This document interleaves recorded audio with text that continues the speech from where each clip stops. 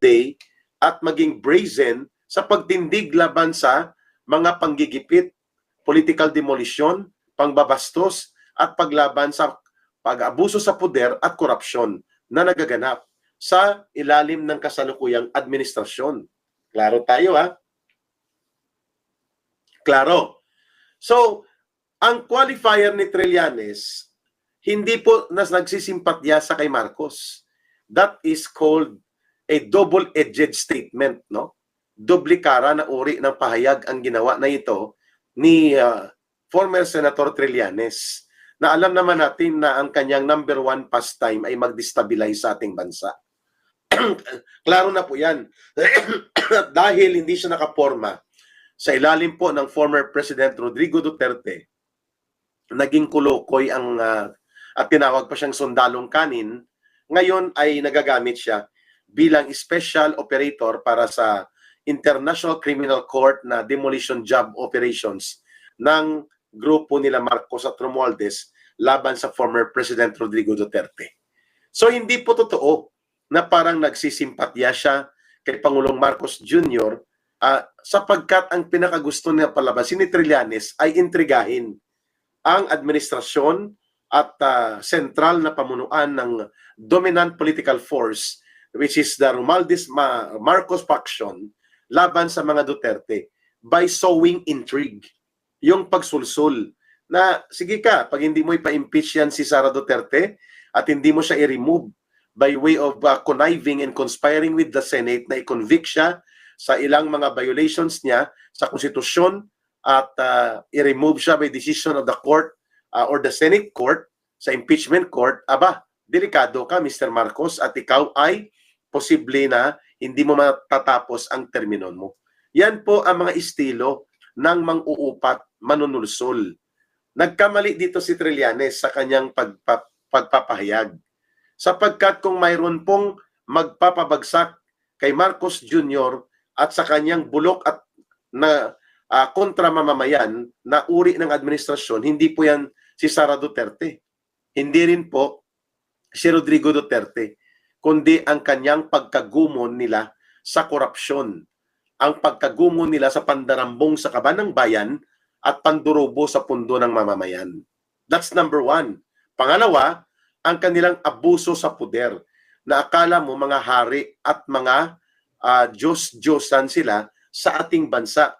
Lalo na po, hindi lamang nakikita ng tao, pero alam ng mamamayan. Ang sobrang pakialamera na asawa niya na wala namang mandato mula sa mamamayang Pilipino at ang pinsan niya na akala mo, presidente din siya pag umasta, magwaldas ng pera at gumamit ng poder laban sa kanyang mga pang-aabuso sa ginigipit nilang mga political na mga organisasyon o individual kagaya ng ginagawa niya sa Vice President natin na si Sara Duterte.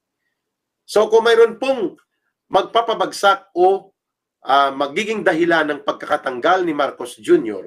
sa kapangyarihan niya ay ang korupsyon, ang paglubha ng mga paggamit at pagwawaldas sa kaban ng bayan at pundo ng bayan na walang damdamin at ni katiting na sensitivity to the impoverished and miserable living conditions ng milyong-milyong mga Pilipino.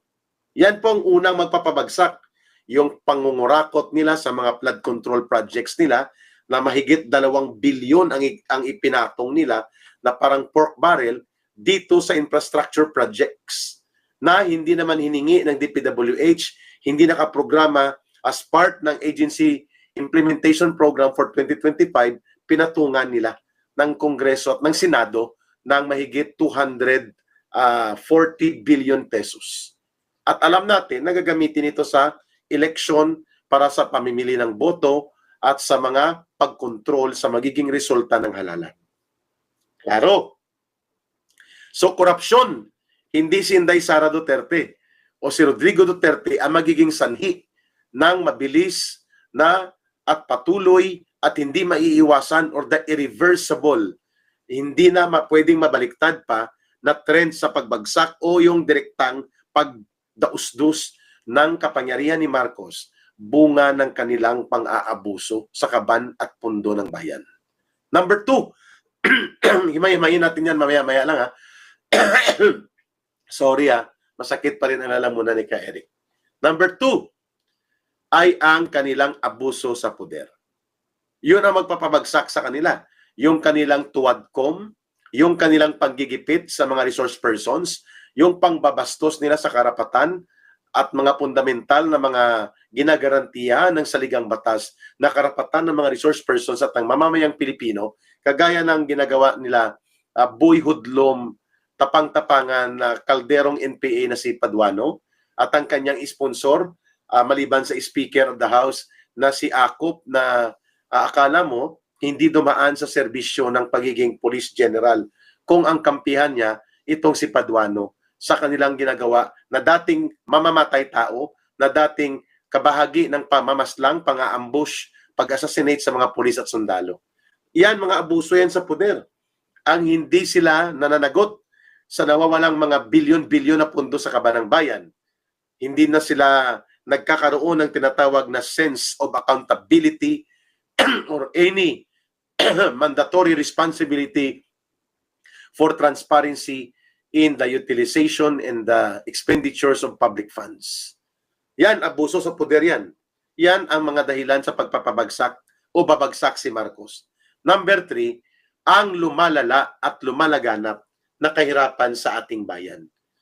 Mantakin nyo, in just an 18-month period na naging Pangulo ng bansa si Marcos Jr., from a 6 million Filipino families na nakakaranas ng involuntary hunger once a day man lamang o nakakaranas na hindi makakain ng isang meal a day na hindi nila kagustuhan, meaning involuntary hunger, ang mga kababayan,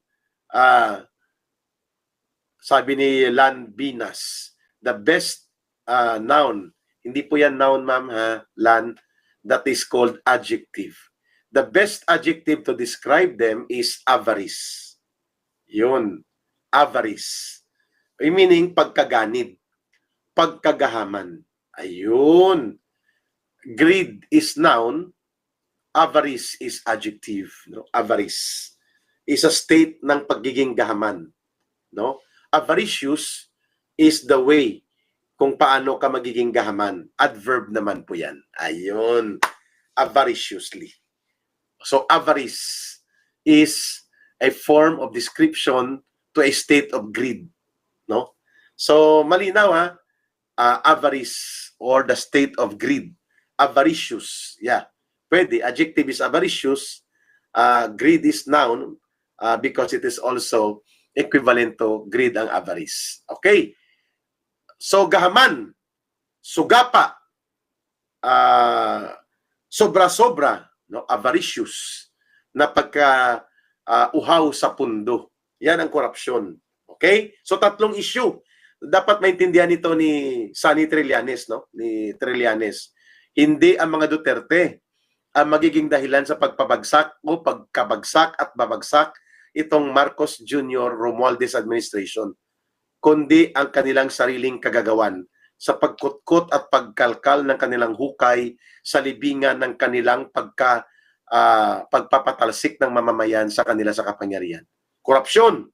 Hindi lang basta korupsyon. Malulubhang korupsyon na nagmumula sa pagiging gahaman at ganid. Kung silan pa, tinatawag niyang avarice or yung walang kakontentuhan sa pagiging uhaw at gahaman sa kapangyarihan at pondo.